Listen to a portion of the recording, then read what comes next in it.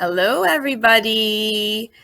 So for maths today, we are going to continue our lesson on measures. I know that Miss Catherine has talked to you about one thing that we use to measure. Yesterday, you talked about weight. Okay, have you found things to weigh, or have you found different equipment that you could use to weigh things? You might have found a weighing scale to weigh yourself or a kitchen scale to weigh some food. So well done if you've submitted all of your work.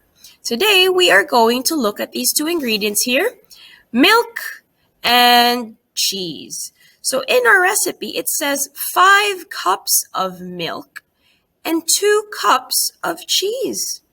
I wonder what you need to use to measure these two ingredients.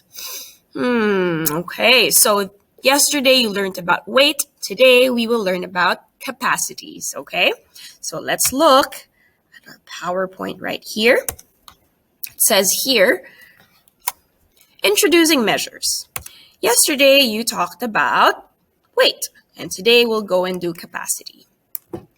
So it says here that sometimes we need to measure amounts of liquid, such as water, just like the milk from our recipe. Can you think of something we might need to measure the capacity of?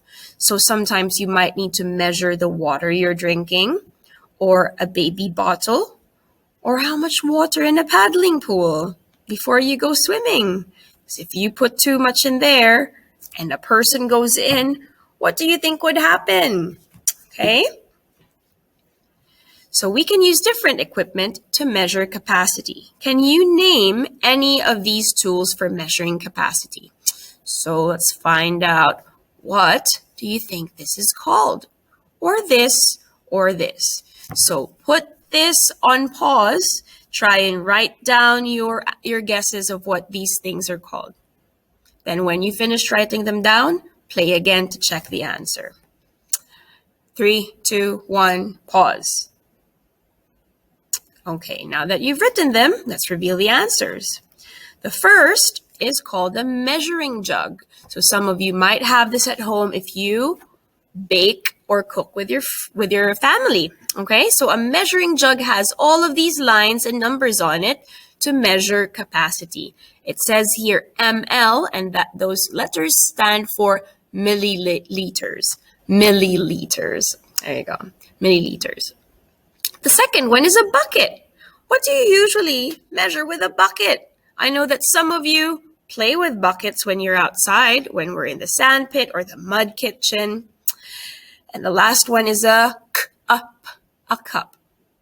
What do we usually measure with a cup? I wonder if there's something in our recipe that we can measure with a cup.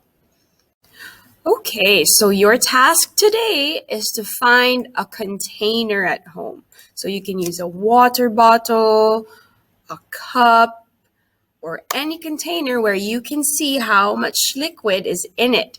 And what I'd like you to do is use your maths vocabulary that we've learned before. So we're going to recap these words: full, empty, half full or half empty, nearly full, and nearly empty. Then just to make it more fun, you can use the food dye that you have in your learning box, okay? You can add color to the water you're putting in there. And the best thing to do is to send a video to Miss Cat or to me describing these containers of liquid, okay? Off you go, have fun.